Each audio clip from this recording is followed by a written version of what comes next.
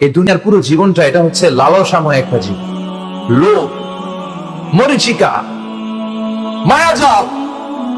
এই মায়াজালে আমরা আটকে আছি, ফলে মৃত্যুর কথা আমরা ভুলে গিয়েছি।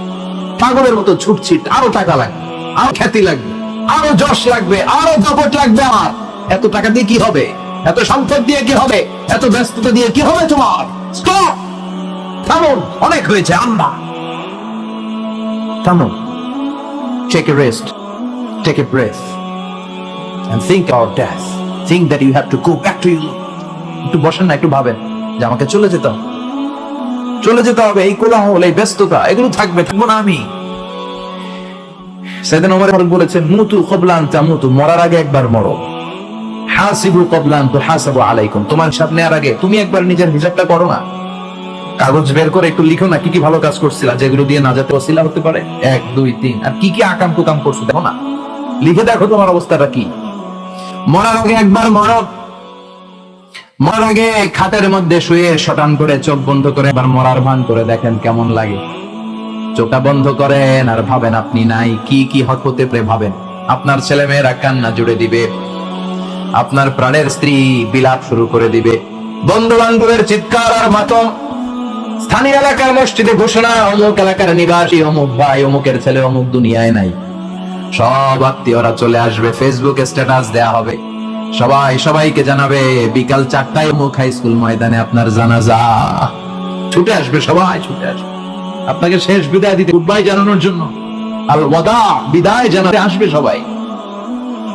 4 তাকবীর দিয়ে আপনার জানাজা হবে, অশ্রুসিত জানাজায় আপনার বিদায় হবে। কাঠের খাটিয়ার মধ্যে কাঁধে তুলে আপনার কবরে নেওয়া হবে, আগে থেকে খুঁড়ে রাখা কবরটার মধ্যে আপনার বিছিয়ে দেয়া হবে, বাঁশের কচি দিয়ে তার উপরে মাটির চাপা দিয়ে সব চলে যাবে। ভাবেন না একবার চোখ বন্ধ করে, this is the circle of life, this is the nature of life. এটা সবার হবে, আমার হবে, আপনার হবে। এত মায়া, এত ভালোবাসা কই যাবে? কেউ থাকবে না, সবাই আপনার অন্ধকার কবরে রেখে দিয়ে চলে আসবে। উপরে বাঁশের কঞ্চি, তার উপরে মাটির চাপা, অন্ধকার আর অন্ধকার। এই অন্ধকার যেন শেষ হতে চায় না, শুধুই অন্ধকার, ঠিক কিনা? এজন্য আমাদের চলে যেতে হবে। দাদা গেল, চাচা গেল, মামা গেল, আমাদেরকেও যেতে হবে, জোরে ঠিক কিনা? একদিন মাটির ভেতরে হবে ঘরে মন আমার, কেন বন্ধ দালান ঘর, প্রাণ পাখি উড়ে যাবে পিঞ্জর ছেড়ে,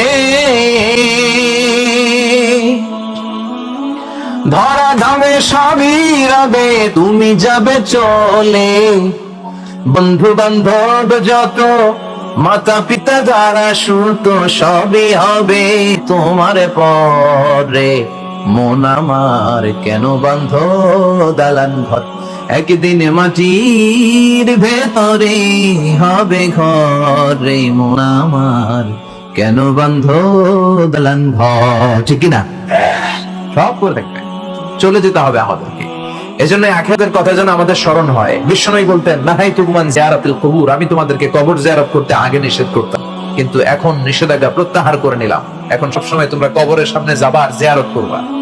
কবরস্থানে জানতো বড়ুয়া কৃষ্ণপুরের এই গ্রামের কবরস্থান আছে কোন দিকে? পূর্ব দিকে আছে, গোখরার জলের ওদিকে। জান আপনারা? একটু যাবেন, একটু গেলে আখিরাতের কথাটা স্মরণ হবে। ওখানে ছোট শিশুরা শুয়ে আছে, কিশোর যুবকরা আছে, আপনার মতো তাগড়া যুবক মুরব্বীরা আছে। এরা এই এলাকায় থাকতো, এরা আকাশ থেকে নেমে আসে না, এই এলাকার সন্তান আজ নাই। একটা সার্টেন পিরিয়ড আপনিও থাকবেন না। This is the nature of life, this is the circle of life. ছোট্ট শিশু হয়ে এসেছিলেন, শৈশব, কৈশোর, যৌবন, প্রৌঢ়ত্ব। আগে ছিলেন সিঙ্গেল, বিয়ে করে হয়ে গেলেন ডবল। এরপরে আল্লাহ আপনাকে একটা মেয়ে দিল, এরপরে মেয়েকে বিয়ে দিয়ে শ্বশুর হলেন, এরপর ওই মেয়ের ঘরে সন্তান হতে নানা হলেন। আর কতদিন? অনেক দিন হলো, অনেক লম্বা সময় পেয়েছেন আপনি। Think about death. এবার যাওয়ার কথা ভাবেন, আখিরাতের সামানের কথা ভাবেন, ফিরে যেতে হবে।